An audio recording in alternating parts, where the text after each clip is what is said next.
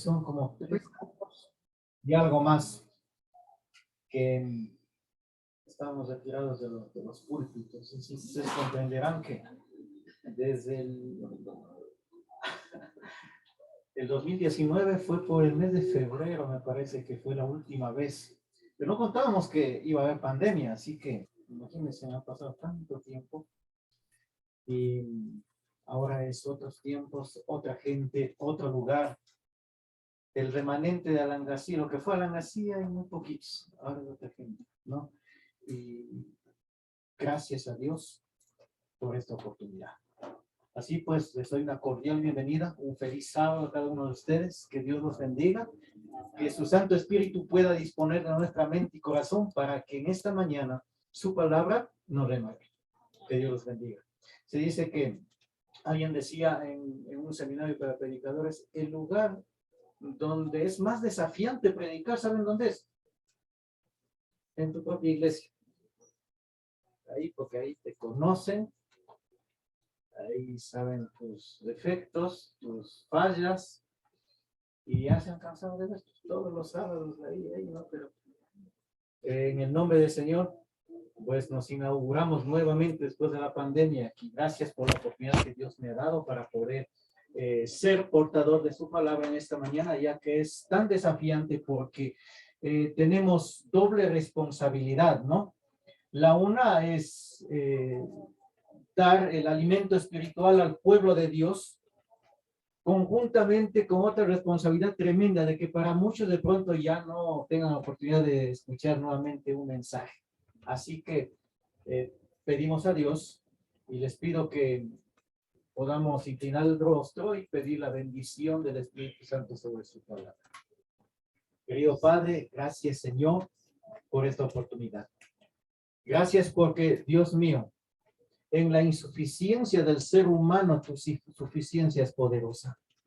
Porque cuando el ser humano es débil, entonces es fuerte en Jesucristo. Por eso en esta mañana pedimos la bendición de tu Santo Espíritu sobre tu palabra en el nombre de Jesús. Amén, Señor. Muy bien, tenemos nuestras Biblias en nuestras manos. Vamos, este es nuestro libro de texto, ¿no? Nuestro guía para esta mañana, pues, y nos vamos a centrar en el libro de Nehemías. Libro de Nehemías. Es un libro un poquito, no tan estudiado, digámosle así, ¿no? Alguna vez, no hace mucho tiempo, tuvimos un trimestre de la escuela sabática con el libro de Nehemías, pero queremos tocar algunos puntos importantes. El título de este mensaje en esta mañana, pues había titulado Lecciones de Nehemías. Saben que Nehemías es un hombre a quien personalmente yo admiro mucho. Yo admiro mucho porque es un hombre, o fue un hombre espiritual y al mismo tiempo un hombre de acción. Si ponemos énfasis en este libro, vamos a mirar cómo Nehemías no solamente oraba, no solo predicaba, sino era un hombre de acción, valiente, decidido y que tenía objetivos claros. Por lo tanto, en esta mañana queremos compartir en el capítulo 8 y vamos a centrar nuestro mensaje en esta mañana en los capítulos 8, 9 y 10. No vamos a leer todos los capítulos, tranquilos. Vamos con algunos versículos específicos nomás y vamos a empezar. Nehemías capítulo 8, ¿ya? Y vamos a mirar, haciendo un breve análisis del tema, ¿no? Quisiera decirles que en esta mañana queremos mirar es la importancia que tiene la palabra de Dios en la vida de los seres humanos, la importancia que tiene la palabra de Dios en la marcha y el crecimiento de un pueblo, de una iglesia. Y digo del crecimiento porque nosotros ya hemos nacido en Cristo. Solamente que como individuos o como iglesia podemos habernos quedado así enanos, ¿no? Pequeños espiritualmente. Y como pueblo, nosotros necesitamos en estos tiempos ser reavivados por la palabra de Dios y el único instrumento para el reavivamiento, no, el único instrumento que utiliza o tiene el Espíritu Santo para el reavivamiento no es otra cosa que sino su palabra. Por lo tanto, es importante, vida o muerte, que nosotros pongamos énfasis en la palabra de Dios y el modo en que nosotros lo estudiamos y lo aplicamos. Por eso quiero mirar capítulo 8, versículo 1. Dice la palabra de Dios, el título de mi Biblia dice, Esdras lee la ley al pueblo. Bueno, estamos en el libro de Nehemías y hablamos de Esdras, ¿no? Esdras en aquel entonces, sí, Nehemías era un líder, ¿no? Digámoslo así, un líder político, diría así, porque era Nehemías quien promovió la reconstrucción de los muros, ¿no? Y organizaba todo el pueblo. Esdras era el sacerdote o el guía espiritual del pueblo que ya había reconstruido el templo, había reconstruido los muros y estaban reorganizándose para que hubieran habitantes en Jerusalén, para que no se dieran algunas anomalías que se estaba dando dentro de ese pueblo que había vuelto del exilio. Por lo tanto, entonces, Esdras, siendo el guía espiritual, ¿qué pidió el pueblo que hiciera este escriba? Capítulo 8, verso 1. Entonces se juntó todo el pueblo como un solo hombre en la plaza que está delante de la puerta de las aguas, y dijeron al escriba Esdras que trajera el libro de la ley de Moisés, la cual había dado a Israel. El primer día del mes, el sacerdote Esdras trajo la ley delante de la congregación, así de hombres como de mujeres, y de todos los que podían entender. Desde el alba hasta el mediodía leyó en el libro delante de la plaza que está delante de la puerta de las aguas, en presencia de hombres y mujeres, de todos los que podían entender, y los oídos de todo el pueblo estaban atentos al libro de la ley. Miren, hay detalles que pareciera que no tienen importancia. Digámoslo así, Esdras es uno de los libros que de pronto nosotros podemos leer y pasarlo así nomás de corrido. Pero es un libro que tiene mucho valor y da mucho énfasis al reavivamiento y a un reavivamiento con reforma. Ahora si lo leemos, si lo estudiamos, Esdras en el capítulo 8 contiene algunos detalles que también, si damos lectura así de corrido, se nos va a pasar. Mira lo que dice. El pueblo se juntó como un solo hombre. Ya, el pueblo estaba unido. Y parte de esa unidad, quien tenía la responsabilidad de esa unidad era Nehemías, que guiado por el Espíritu Santo provocó algunas cosas importantísimas dentro del pueblo. Estaban unidos y estaban delante de las puertas de las aguas.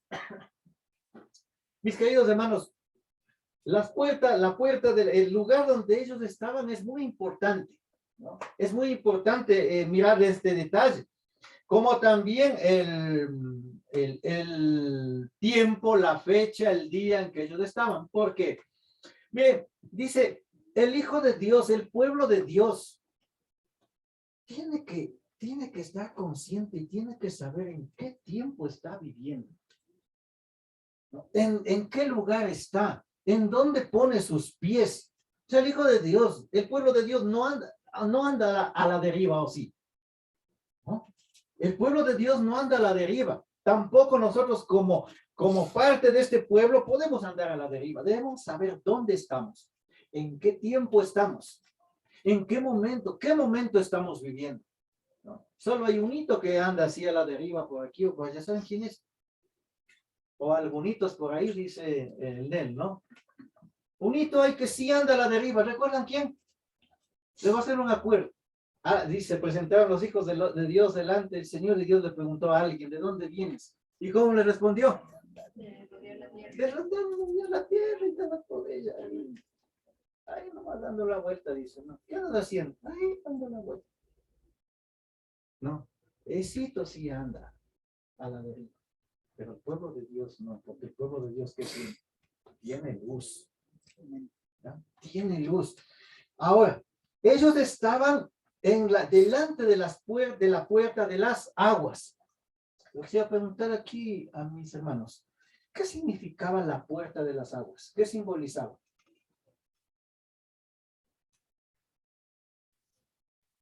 La puerta de las aguas significaba la abundancia del Espíritu Santo.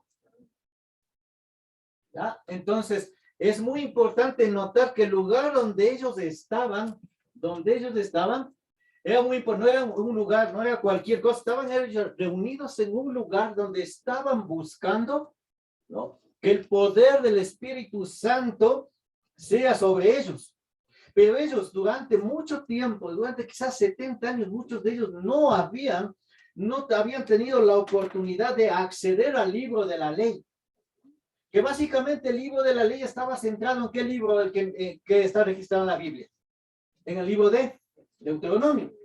No habían tenido acceso muchos de ellos. Eran generaciones nuevas. Eran hijos, nietos o bisnietos de aquellos que habían ido al destierro. Y tomemos en cuenta que los que fueron al destierro, ¿por qué causa fueron? A causa del pecado y la desobediencia. Muchos se habían olvidado de Dios. Cuando Dios produce en el ser humano, que cuando el Espíritu Santo toca el corazón del ser humano, nace en el ser humano la necesidad de buscar a Dios a través de su palabra.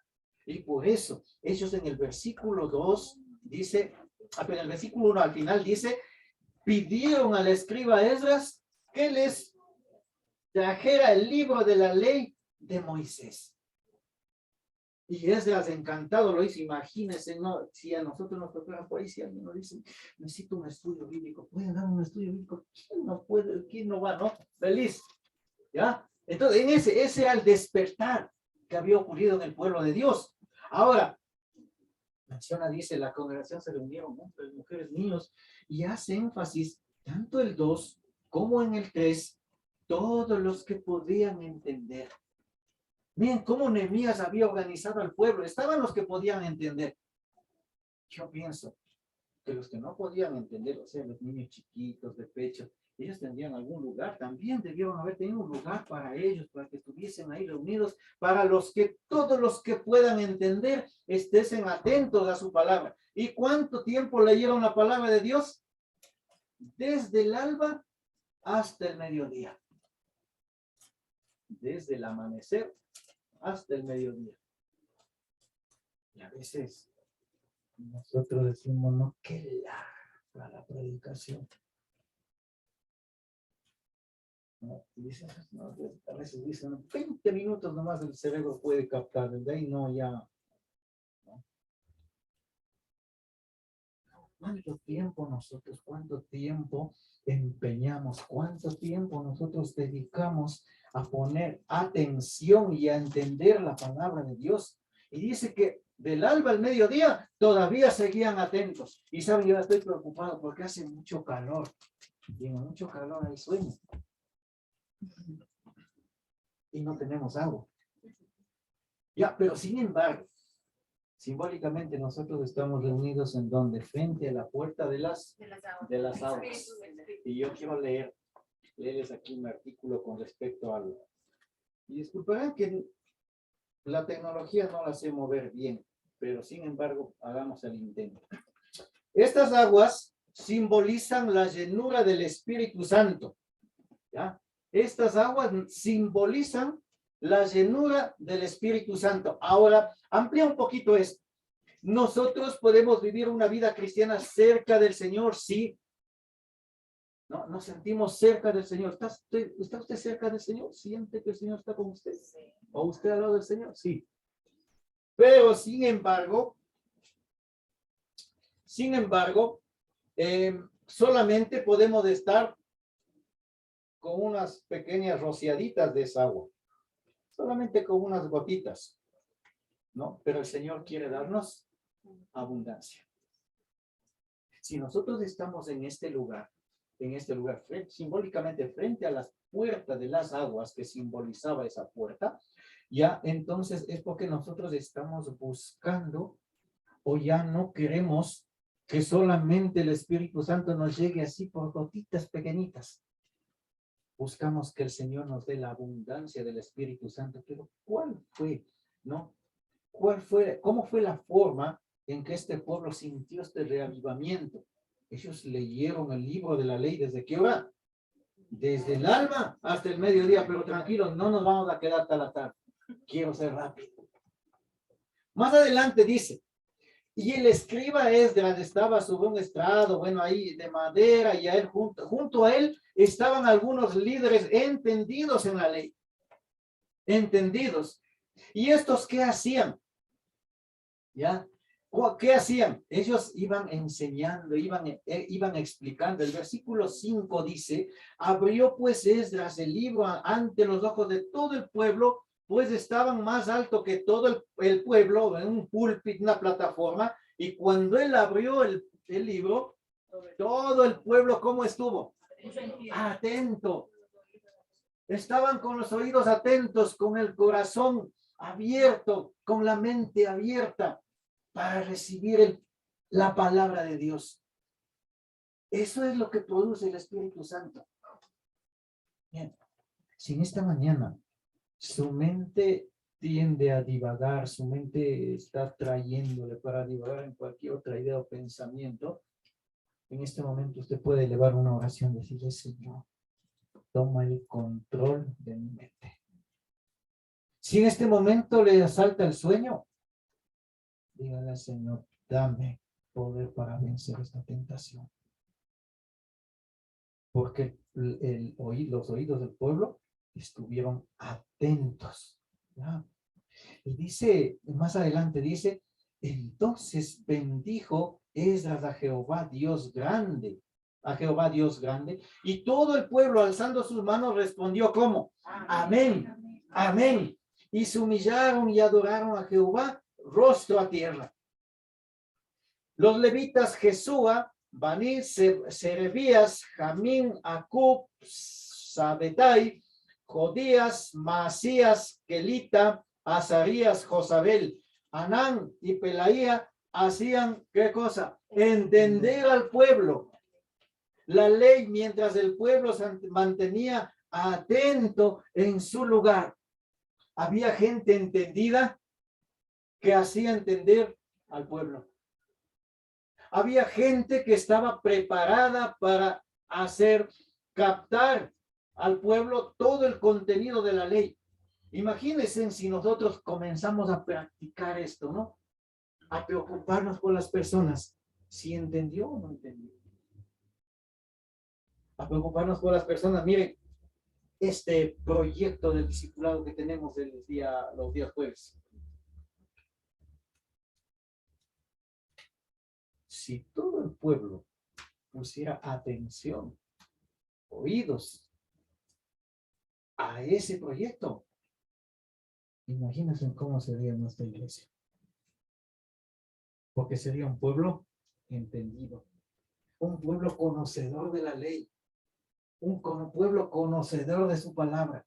Pero miren más adelante, ¿qué pasó? Hasta aquí solo miramos cómo Dios, cómo el Espíritu Santo obraba en el intelecto de la persona, en el intelecto del pueblo, ¿no? Miraron la ley, pero cómo obra el Espíritu Santo. Y leían, dice claramente en el libro de la ley de Dios y explicaban su sentido de modo que todos entendían la lectura.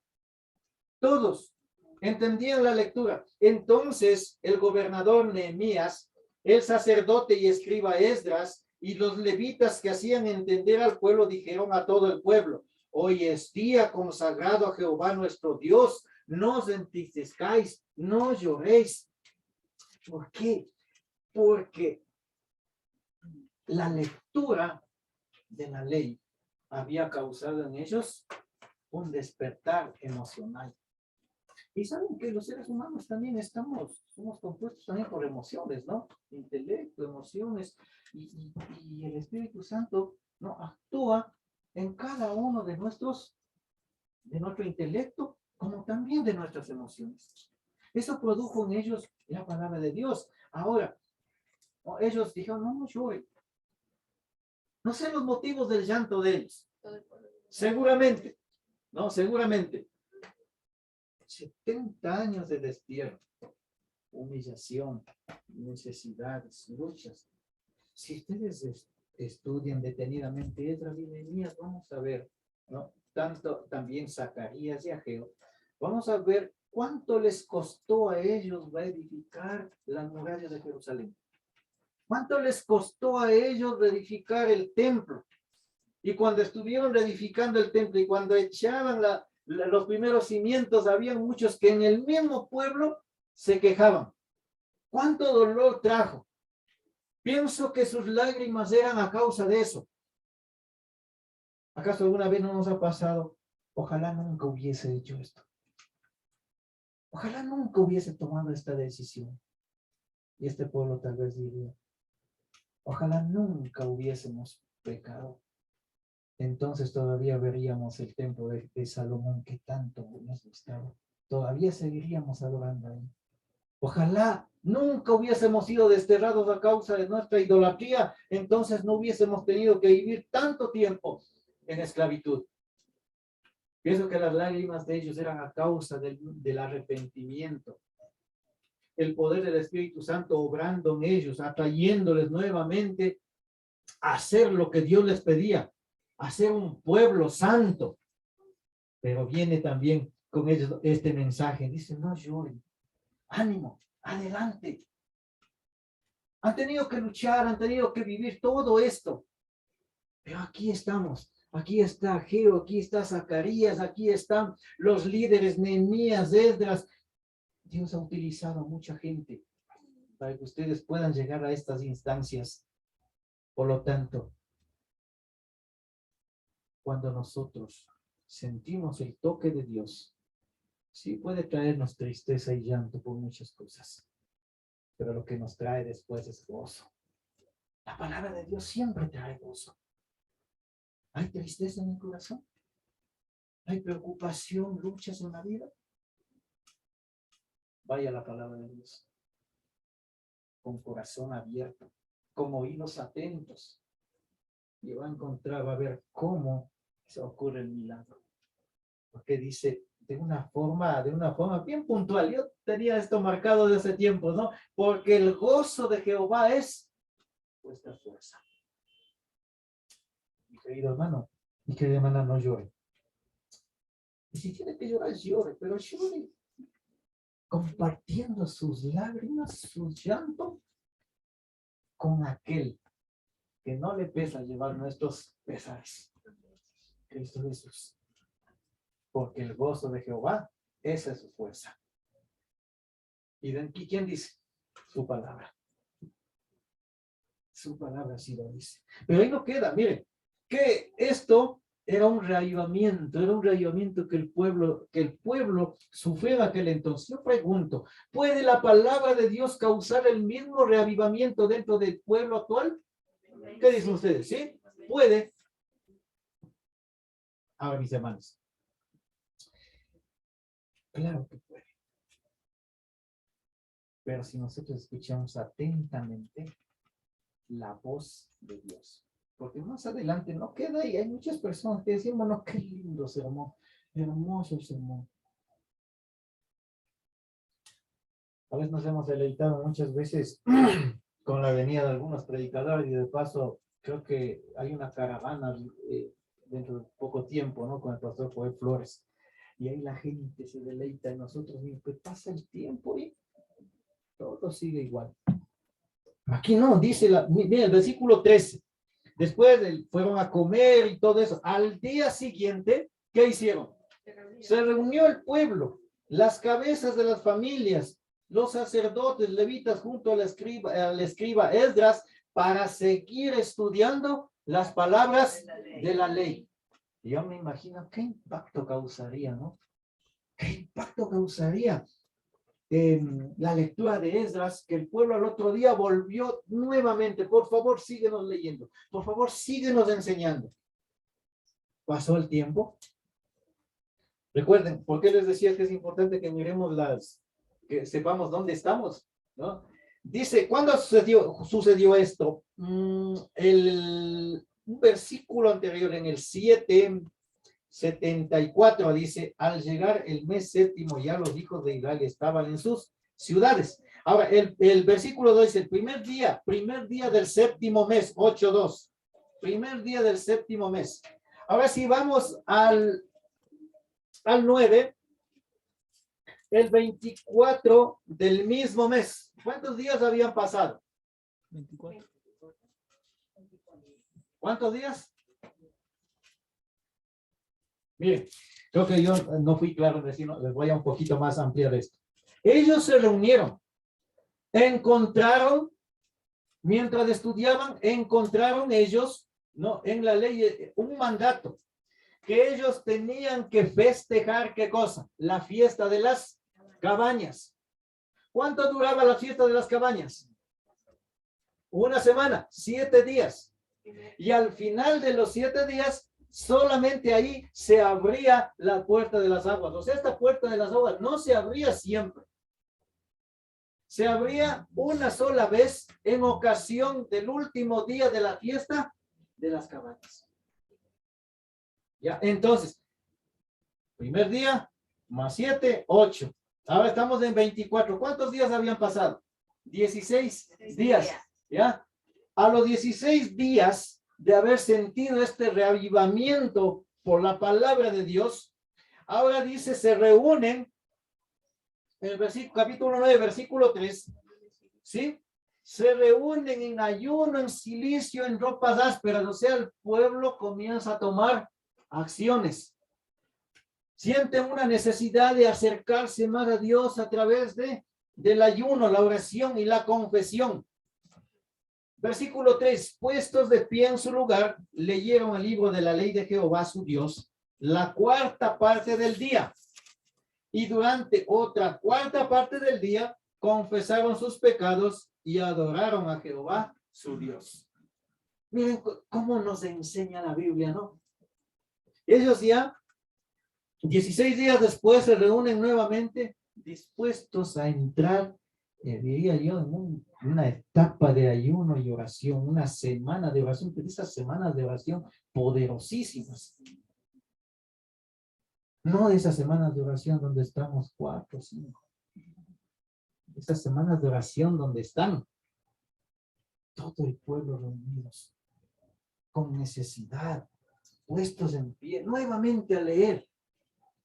Ahora, es curioso, no sé si por alguna razón, ¿no? Hay las personas que quizás hayan entendido no debe ser casualidad, pero Daniel 9, Esdras 9 y Nehemías 9 están dedicados a qué cosa? 2 capítulos. Al arrepentimiento y a la confesión del pueblo. ¿Ya?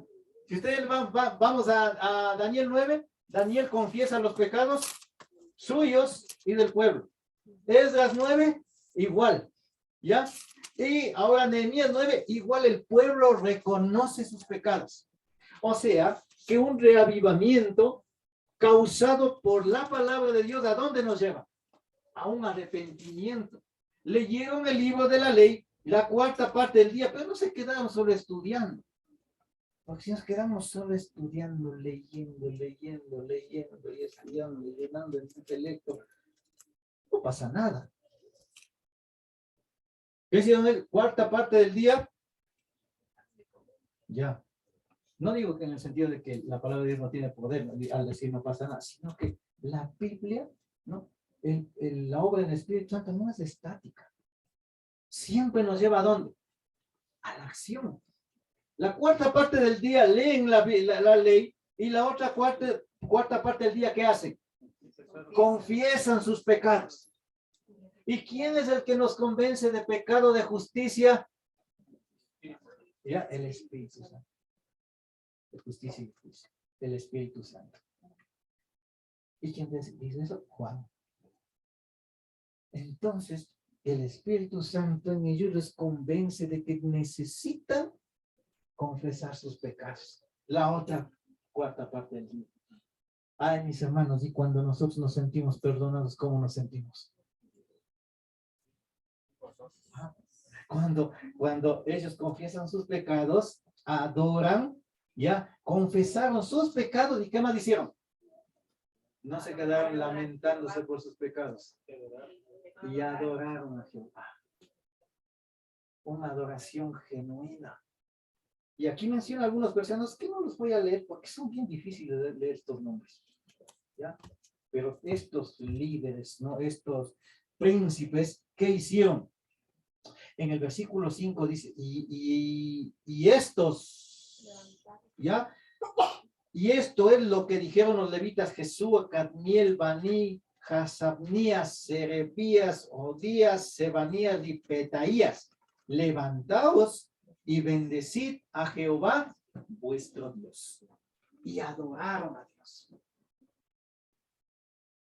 Se produce un reavivamiento. Y de paso, ¿qué es reavivamiento? Saben que yo nunca me he podido grabar el concepto de reavivamiento de la forma técnica. ¿Alguien sabe qué es un reavivamiento? El concepto de reavivamiento Es de repetir. ¿ya? Repetir vida. ¿Ya? Mira, yo como no me puedo grabar, tuve que escribir. ¿Ya? Reavivamiento y reforma son dos cosas distintas, ¿cierto? No puede haber una reforma sin reavivamiento. Tampoco puede haber reavivamiento sin que cause una reforma. Ahora, un reavivamiento fuera de la palabra de Dios no es reavivamiento. Puede ser cualquier cosa menos reavivamiento.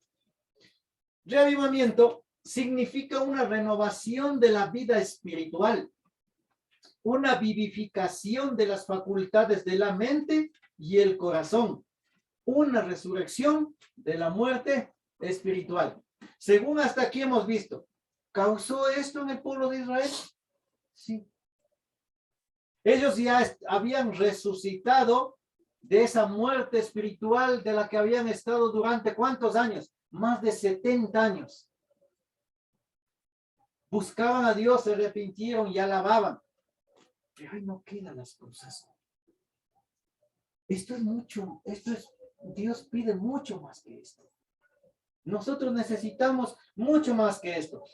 En el capítulo 9 confiesan sus pecados y empiezan a reconocer todo lo que Dios hizo por ellos desde cuando les llamó de Egipto hasta cuando ellos fueron desterrados. Ahora viene la reforma que produce un verdadero reavivamiento. Vamos al capítulo 10, en esta última parte del mensaje. Al final de la oración, al final de la confesión, ellos reconocen algo. Dice, míranos, capítulo 9, verso 36, para tener un poquito más amplio panorama, ¿ya? 9:36. Míranos hoy convertidos en siervos. Somos siervos en la tierra que diste a nuestros padres para que comieran su fruto y su miel.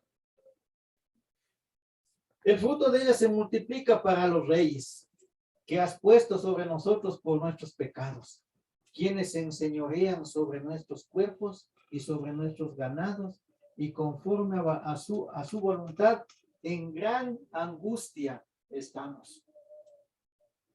Bien, ellos estaban en gran angustia. Bien, ay, es tremendo lo que ellos dentro del medio sucedía.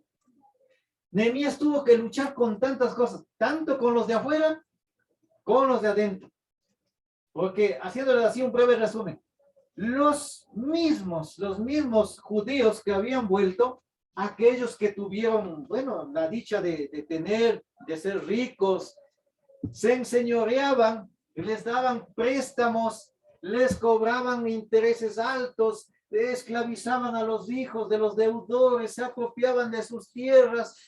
Bien, en conclusión no parecía el pueblo de Dios. Pero eso es lo que estaba ocurriendo. Y dentro de todo este panorama, ellos reconocen toda la condición en la cual estaban viviendo.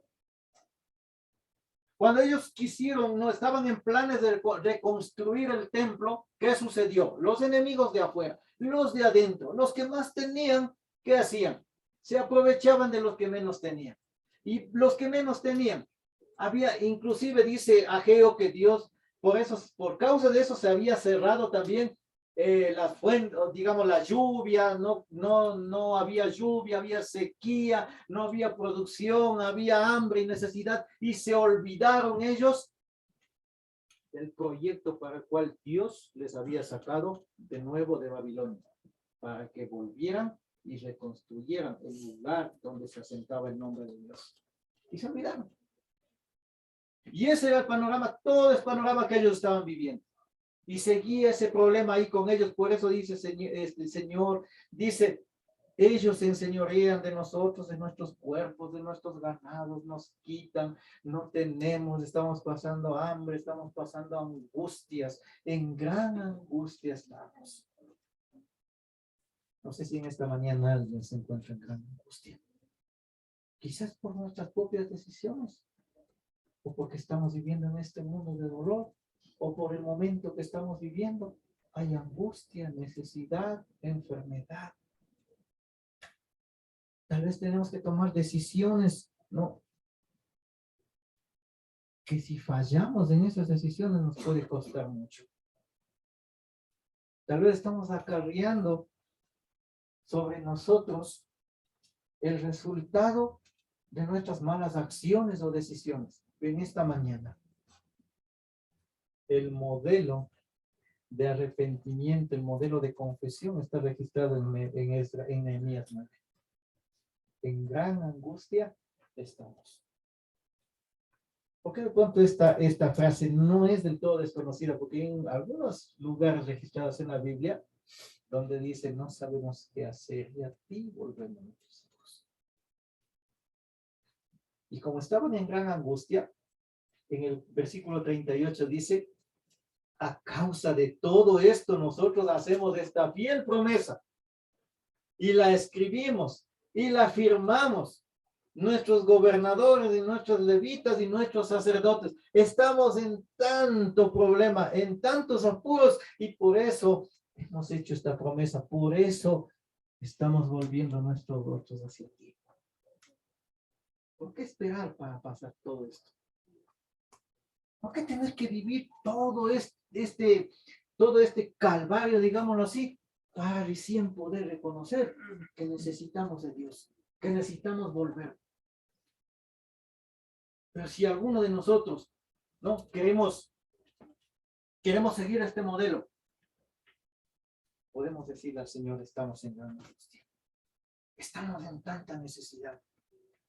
Y si en este momento no es así, tomemos en cuenta que estamos viviendo en un mundo que hoy podemos estar riendo, mañana podemos estar llorando. Yo quiero leer con ustedes, ¿no? Sin desviarnos de este texto, que vayamos a Segunda de Crónicas. A Segunda de Crónicas, capítulo 20, versículo 12. 22.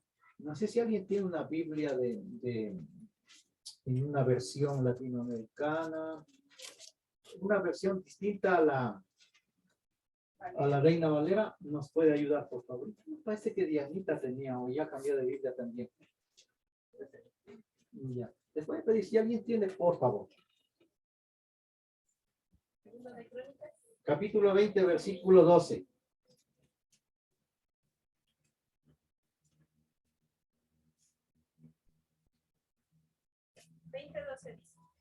Dios nuestro, ¿no vas a castigarnos? Pues nosotros no tenemos fuerza suficiente para hacer frente a ese gran ejército que nos ataca. No sabemos qué hacer, por eso tenemos los ojos puestos en ti. Mi versión dice, no sabemos qué hacer, por lo tanto, a ti volvemos nuestros ojos. Parecido al texto que acabamos de leer en Nehemías.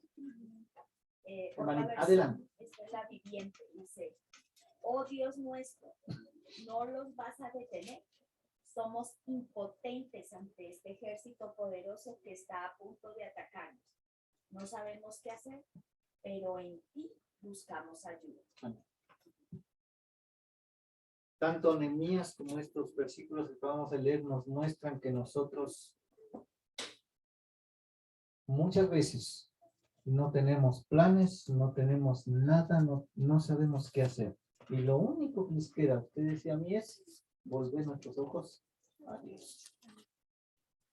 Volver nuestros ojos a Dios, aunque parezca que eso es ridículo. Porque decirle muchas veces a una persona que está pasando por momentos tan difíciles, ¿quieres orar? ¿Qué va a hacer?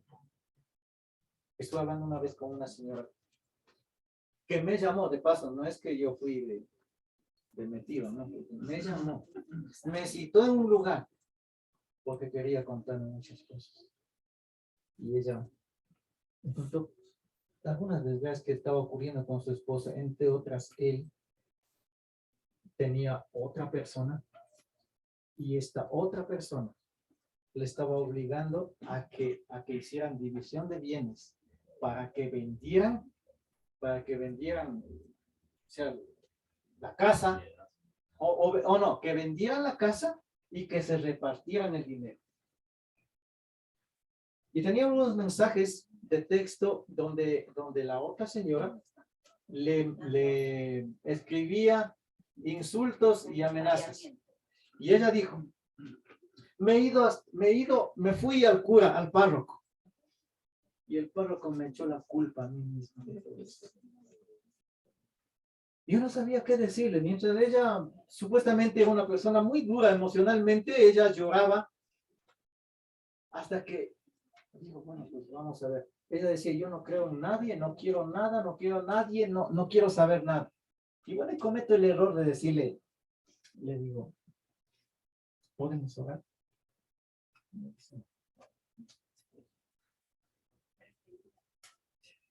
Me dicen, no, es que yo le digo, ¿puedo saber por qué? Dice, ¿por qué no? ¿Por qué no quiero? Porque no creo en nada, no creo en nadie, no quiero nada. Y yo creo que también, si el Dios que usted dice, si el Dios que dice el cura, ese sí hay, yo no digo que no existe, sí, pero ese Dios se olvidó de mí. Y es difícil que una persona podamos decir, peor mostrar la palabra de Dios, o peor comete el error de decirle, mire, usted cometió algún pecado, porque si no le saca a empujones. Lo único que nos corresponde es nosotros, con el poder del Espíritu Santo, experimentar el poder de Dios en nuestra vida y pedir que Dios nos dé la sabiduría para transmitir lo que Dios puede hacer en la vida de los demás. Y saben, 4 cosas que vamos a ver brevemente. Esto pasaría a ser el avivamiento a la reforma. ¿Ya? 4. Capítulo 10, verso 29. Desde 28. El resto del pueblo, los sacerdotes, levitas, porteros y cantores, los sirvientes del templo y todos los que se habían apartado de los pueblos de la tierra para cumplir con la ley de Dios, con sus mujeres, sus hijos e hijas, todos los que tenían comprensión y discernimiento, se reunieron con sus hermanos y sus principales para declarar y jurar, primero, que andarían en la ley de Dios, que fue dada por Moisés, siervo de Dios, que guardarían y cumplirían todos los mandamientos, decretos y estatutos de Jehová nuestro Dios. Y esas eran las reformas que el pueblo estaba decidido a hacer por el momento apremiante que ellos estaban viviendo y porque el Espíritu Santo les movió para que ellos buscaran un reavivamiento. Luego, complementando con eso, dice que no daríamos nuestras hijas a los pueblos de la tierra, ni tomaríamos sus hijos, sus hijas para nuestros hijos. Dios les había dicho de forma puntual que no emparentaran con los pueblos que no conocían a Jehová Dios. Por lo tanto, se deduce que de aquí también una de las reformas, también junta con observar los mandamientos, era que se apartarían del mundo y de sus costumbres. Recuerden que estamos en el mundo, pero no somos del mundo. Segunda reforma. Asimismo, versículo 31. Asimismo, que si los pueblos de la tierra vinieran a vender mercaderías y comestibles, ¿cuándo? En sábado. Nada tomaríamos de ellos en ese día, ni otro día santificado, y que el año 7º dejaríamos descansar la tierra y perdonaríamos toda deuda. ¿Cómo está nuestra observancia del sábado? No podemos, no, la fe nuestra no se puede ver, dice, ¿no? Pero sí se mide. Y uno de los termómetros con los que nosotros podemos medir nuestra fe es cómo estamos observando el sábado. ¿Cómo estamos con el sábado? Tanto en el principio, ¿no? O sea, al inicio y al final del sábado. ¿Cómo estamos nosotros? ¿Qué tan temerosos somos de Dios para santificar el sábado? Tercera reforma.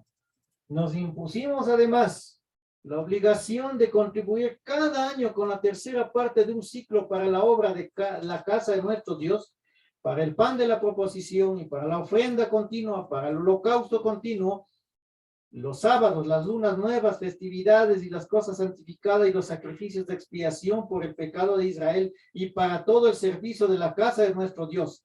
Echamos también suertes a los sacerdotes, los levitas y el pueblo acerca de la ofrenda de la leña para traerla a la casa de nuestro Dios, según las familias de nuestros padres en los tiempos determinados cada año para quemar sobre el altar de Jehová nuestro Dios y como está escrito en la ley. ¿Cómo está nuestro compromiso con Dios? Como iglesia, como familia, ¿estamos comprometidos realmente con la obra de Dios? Aquí habla de compromiso. Dice se comprometió, echaron suertes, tenía compromiso de cada por familias llevar leña para los sacrificios, para todos los ritos que se hacían en el templo. Porque ¿quién tenía que llevar? El pueblo. Entonces, era el compromiso de ellos. Ellos habían descuidado también eso. Pero en el tiempo de la reforma, ellos tomaron en cuenta como un punto importante que había que nuevamente comprometerse con Dios para que su casa no fuera bien atendida, para que la obra de Dios avance, para que los pueblos reconozcan que ahí en Jerusalén, ahí se asentaba la morada de Dios. Por eso, ¿cómo está nuestro compromiso con el Señor? Mis queridos hermanos, realmente debemos, o es un llamado, para que pongamos énfasis en esto. Se dice que nosotros somos, los pastores somos pagados, nosotros somos voluntarios. Así. Cuando nosotros abrazamos una fe, pertenecemos a una familia, pertenecemos en este caso, una iglesia, tenemos responsabilidades y no necesitamos tener cargo para ser responsables. Amén. O si no, miremos, mis queridos hermanos, bueno, yo también, hoy me cuento también, ¿no? ¿Cuántos estamos a las 9 de la mañana en la iglesia? O en las carpas. ¿Cuántos estaban, mis queridos hermanos? Yo pregunto, si leyeron la ley, el libro de la ley, desde el alba hasta el mediodía, aquellos que llegaban al culto ya se perdieron.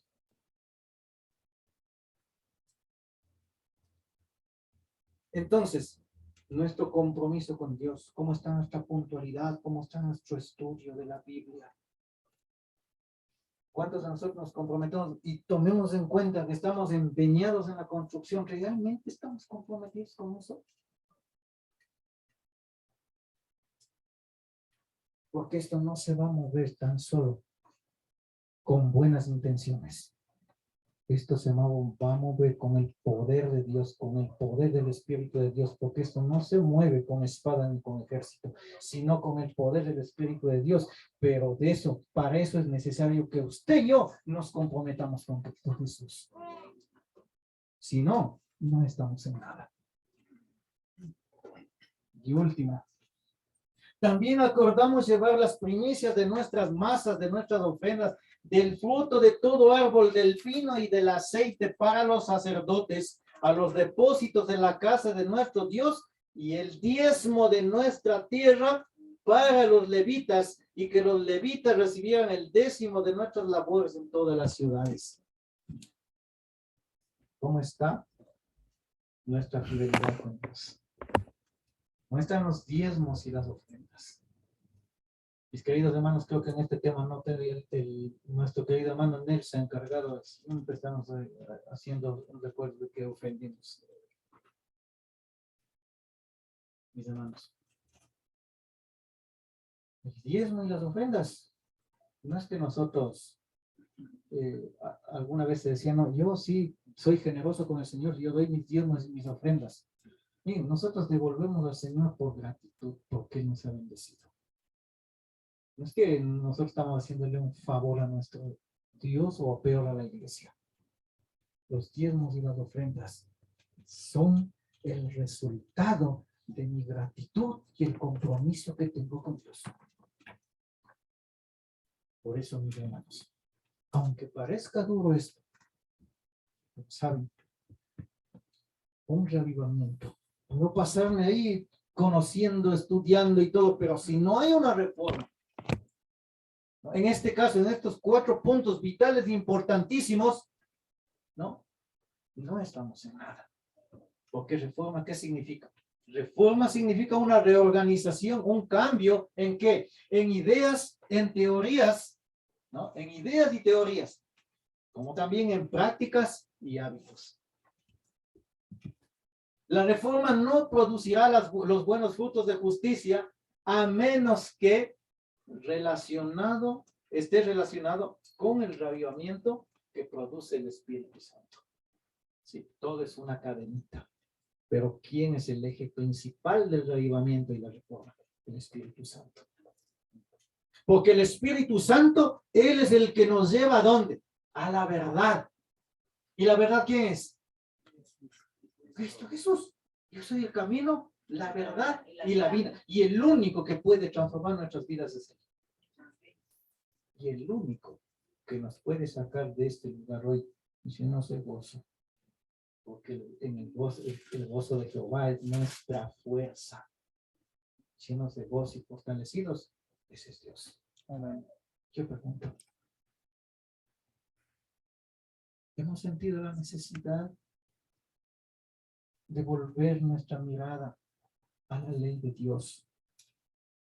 La necesidad de hacer reajustes y hacer reformas en cuanto a nuestra fidelidad con el sábado, a nuestro compromiso con Dios en el adelanto de su obra y nuestra fidelidad con los diezmos y ofrendas. ¿Quiere usted, igual que el pueblo antiguo de Israel, de tomar de nuevo ese compromiso con Dios? ¿Qué dice? Amén. En esta mañana yo les invito a volver a aquellas sendas antiguas. Aquellas sendas antiguas, ¿no? Que conocimos al inicio de cuando empezamos nuestro camino cristiano. Cuando llevados por el primer amor, nosotros dábamos el todo. Hoy quizás hemos caído en un enfriamiento, hemos caído en una tibieza espiritual.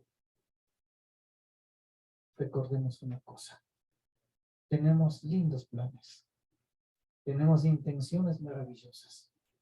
Pero si esas no van empujadas con el poder del Espíritu Santo, con un reavivamiento y una reforma, no podemos avanzar como Dios quiere. ¿Quiere que Dios le bendiga su hogar, bendiga su vida? Vamos a los pies de Cristo. Mire, por alguna razón, no sé, pero principalmente, quizás no tenga la oportunidad de escuchar la palabra de Dios a nuestro querido amigo que acaba de llegar.